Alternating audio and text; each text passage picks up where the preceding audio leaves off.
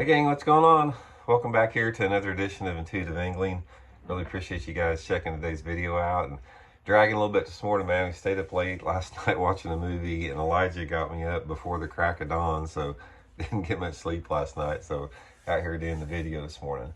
Today, guys, I'm going to share with you guys a secret that I have not talked before about fishing lipless crankbait and a specific type of lipless crankbait during the winter months to help you guys catch some more fish. I think you guys are really going to enjoy this little video here. Real quick, for a couple quick housekeeping tips here, guys. Much appreciated your patience with them. If you guys are interested in checking out our Fish the Moment lake map breakdowns for our winter maps, we got them all up online on the website. I'll include the Fish the Moment link in the description. They give you 40 GPS waypoints, tips and advice on how to fish areas. We got lakes all over the country for the winter breakdowns, and we can also build you a personal breakdown if you guys are interested in that of your favorite lake. We got maps for all 4 seasons of the year. Much appreciated. And real quick, just getting down to the last wire here, guys. If you're interested in one of our Intuitive Angling Baitworks holiday boxes, I'll include the Baitworks link in the description so you can order that.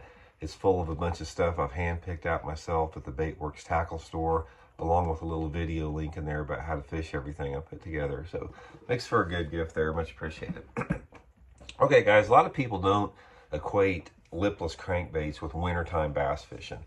They're sort of on the spectrum, either side of it. You know, a lot of people will fish a lipless crankbait, say, in the late fall, and they'll fish it again in the pre-spawn. But the winter period, like the dead of winter we're starting to get into right now, you don't really hear much about it. But guys, I want to share with you a technique that I have smoked them on. And actually, this technique, one of my best friends showed me this technique probably 30 years ago down at Grand Lake. And we were down there one time. The water temperature was 47 degrees. It was the tail end of December, right, like it is sort of right now. And we actually absolutely whacked them on the way he showed me the fishing here. First thing I'm going to talk about is the bait, because it's a real bait specific. You know, most lipless crankbaits come in a 1/4 ounce size, 1/2 ounce, 3/4, and 1 ounce. The key to what I'm talking about here, guys, is the 1/4 ounce size, the little small 1/4 ounce ones. Doesn't matter if you use a rattle trap. I got a Megabass Vibration X here, 1/4 ounce one. But the little 1/4 ounce size is really key with what you're talking about here. And I'm trying to hold up. I've been working on them here, but here's the difference between a 1/2 ounce and a 1/4 ounce if you're not familiar with it. So the 1/4 ounce is I believe it's really critical as far as the cold water and as far as the bait, the fish not wanting to commit to a bigger bait. Because one of the things you're going to find out during the winter time, bass don't bite big lures in the wintertime very good. In fact, that during the winter months when the water temperature is close to its coldest point, it's the worst time of year to fish a big lure. So this is when you really want to downsize and go to the little 1/4 ounce. So what you're doing with this, guys, is you're keying on this little 1/4 ounce lipless crankbait, but you're fishing it on the bottom. You're not fishing it like reeling it through the water column. Most people equate a lipless crankbait about something you just throw in there and reel in across the top of grass or in shallow water, something like that. The technique that I want to talk about, you're keeping this close to the bottom. And there's a couple different setups you have to do before, and I'll talk about areas here a little bit. You got to fish this on fairly light line. I normally fish it on 8 to 10 pound test Seaguard and Vizx line, and I use a spinning rod with it. Most people don't use a spinning rod with a lipless crankbait, but on the little 1/4 ounce size, it's a better piece of equipment because some of them, like the Megabass here, it casts a little bit better, the 1/4 ounce size, but like a little rattle trap, it's like throwing a potato chip in the wind or something like that. So I put it on 8 to 10 pound tests, most of the time 8 pound tests.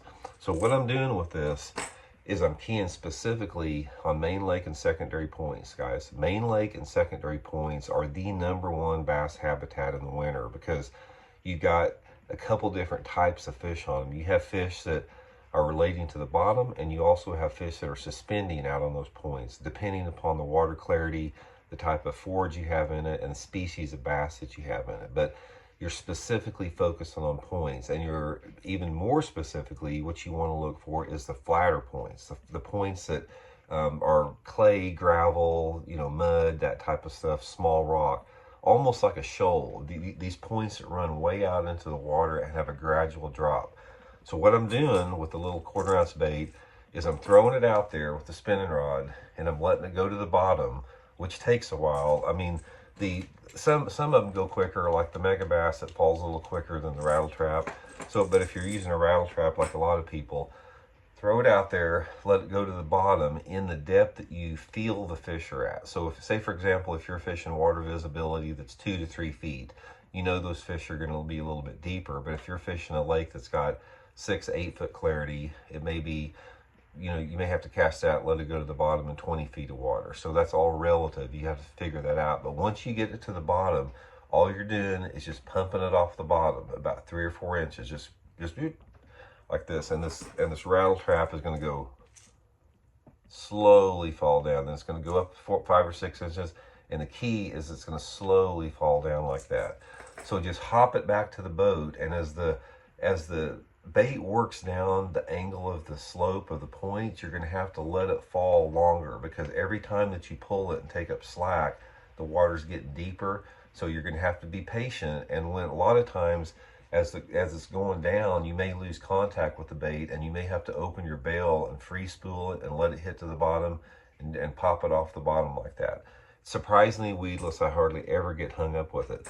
But what's going to happen, guys, is 90% of the time when you pull up on that bait like that, the fish is going to be there. Once in a while, you'll see your line tick on the way down, but most of the time, you pull up like that, and they're just on there like that. So anyway, guys, this is a technique that does not get used very much. It's one of my favorite techniques on the type of lakes that have a little bit flatter structures to it. If you have a lake like, say for example, if you fish Lake Cumberland in Kentucky, it's not going to be that good because everything's steep there. But if you're fishing a lake like Lake Hartwell in South Carolina, or any type of a lake that has the flatter points on it, give this little 1/4 ounce vibrating lipless crankbait a try. I don't care if the water's 40 degrees, they're going to bite it. So just another arsenal, another tip for your bag of tricks there, guys. But just give it a try. It's just, I'm just feeding you guys a bunch of just stuff in here you'll just have where you can file away, and one of these days you might be able to use it and catch some good fish on it. So much appreciated. We'll talk later.